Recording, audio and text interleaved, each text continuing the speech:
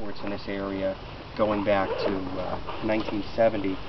There were a series of reports from local residents of what was believed to be a giant bear in the town of Bridgewater. It was described as a giant bear walking on two legs covered with shaggy brown hair. Police staged a hunt for the bear, but it was never found. On April 8, 1970, two police officers were parked at night in a cruiser when something suddenly picked up the rear bumper of their car.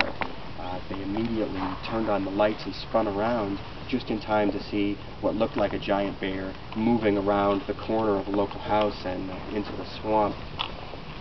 There was never a prosaic explanation for this sighting that these two police officers had.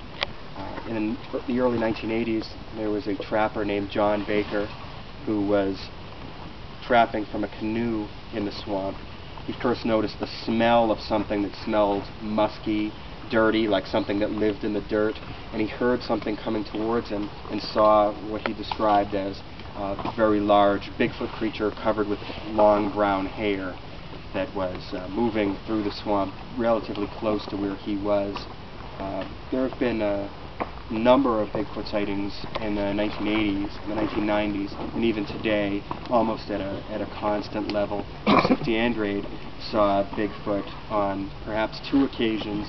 His best sighting, he saw it in the swamp from a place where he was looking for Bigfoot from a canoe. He only saw the back of it, and he said that it was more than 8 feet tall, covered with brown hair. He collected a number of reports from the 1980s and 1990s. There was a woman who lived on the edge of the swamp who saw the creature crouched over.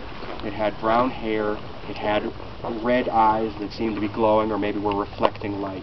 And it was crouched down, it was eating a pumpkin, and when it seemed to notice that she was looking at it, it ran off into the swamp.